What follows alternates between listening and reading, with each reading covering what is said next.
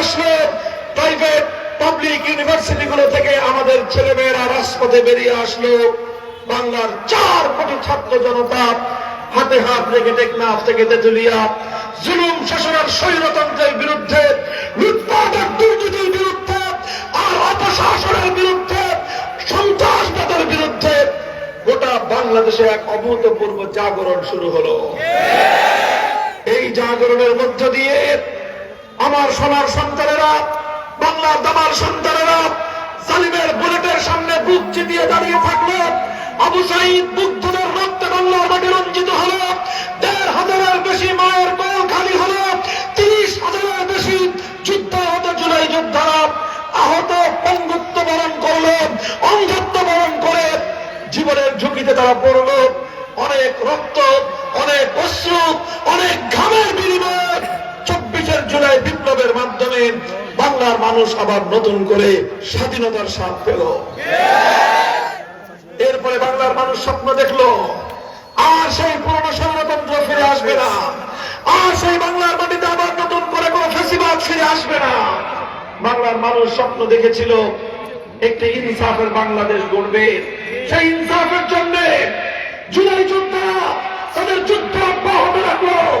সেই জুলাই যোদ্ধাদের মধ্যে বাংলাদেশের এক উজ্জ্বলতম নক্ষত্র তরুণ জুলাই যোদ্ধা শহীদ শরীফ ওসমান হাদি ইনসাফের পথে লড়াই করতে করতে রাজপথে গুলিবিদ্ধ হয়ে শাহাদাতের মৃত্যু বরণ করলো, কিন্তু ফ্যাসিবাদের সামনে মাথা নোয়ায় নাই।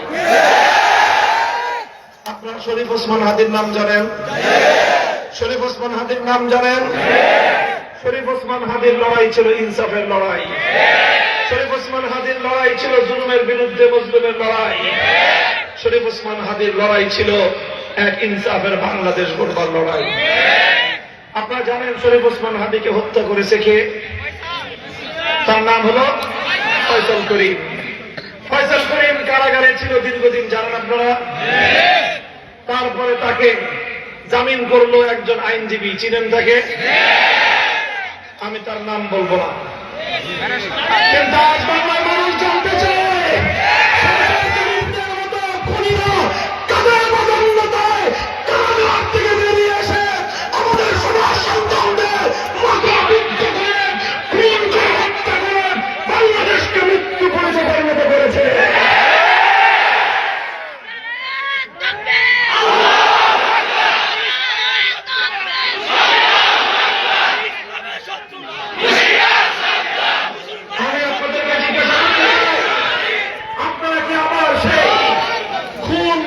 বাংলাদেশে ফিরে যেতে চান? আপনারা কি আবার সেই হত্যাকাণ্ডের বাংলাদেশে ফিরে যেতে চান?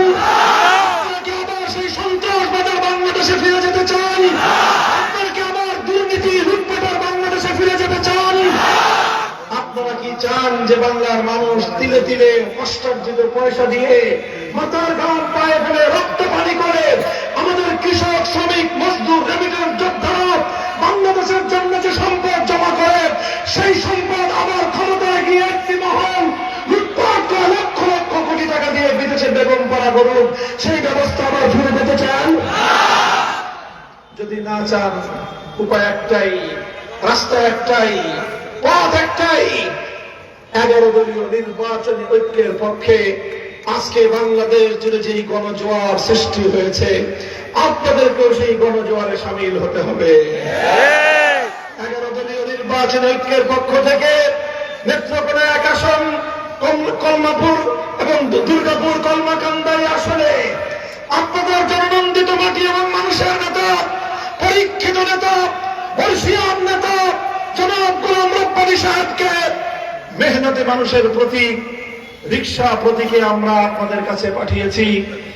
আপনারা এই রিকশা প্রতীককে নির্বাচিত করে এই রিকশাকে জাতীয় সংসদে পাঠানোর জন্য প্রস্তুত আছেন? আমার বাংলার মানুষ মনে রাখবেন, আগামী 12 ফেব্রুয়ারি যে নির্বাচন হচ্ছে, এটি গতানুগতিক কোন নির্বাচন নয়। এই নির্বাচন হল দুর্নীতির বিরুদ্ধে নির্বাচন, এই নির্বাচন হল গুন্ডামির বিরুদ্ধে নির্বাচন, এই নির্বাচন হল দেশের সম্পদ বিদেশে পাচার করার বিরুদ্ধে নির্বাচন, এই নির্বাচন হল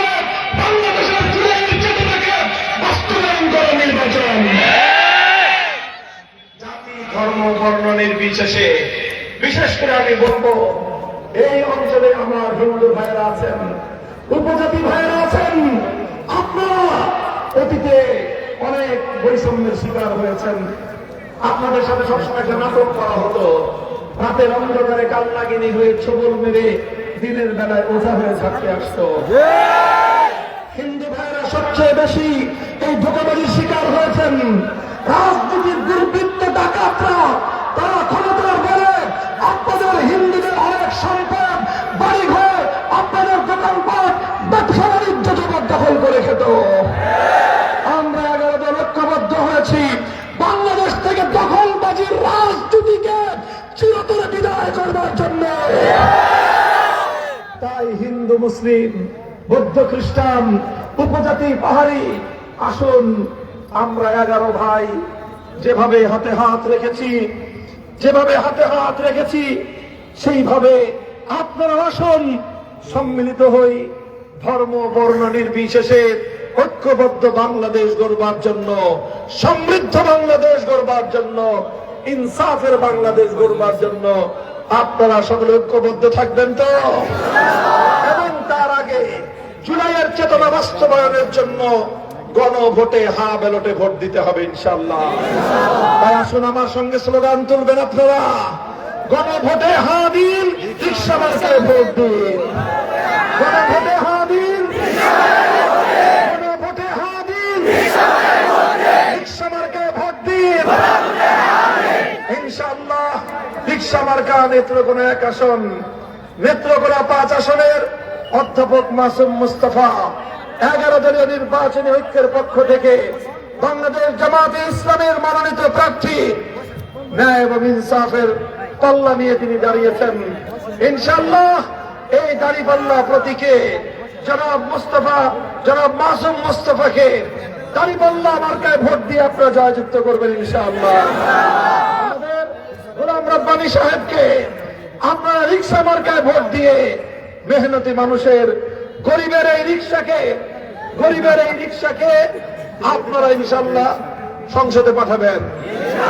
সংসদ শুধু বড় লোকদের আড্ডাখানা থাকবে না, সংসদ শুধুমাত্র জমিদারদের বৈঠকখানা থাকবে না, সংসদ হবে বাংলার 11 কোটি জনতার প্রতিনিধিত্ব সংগ্রাম।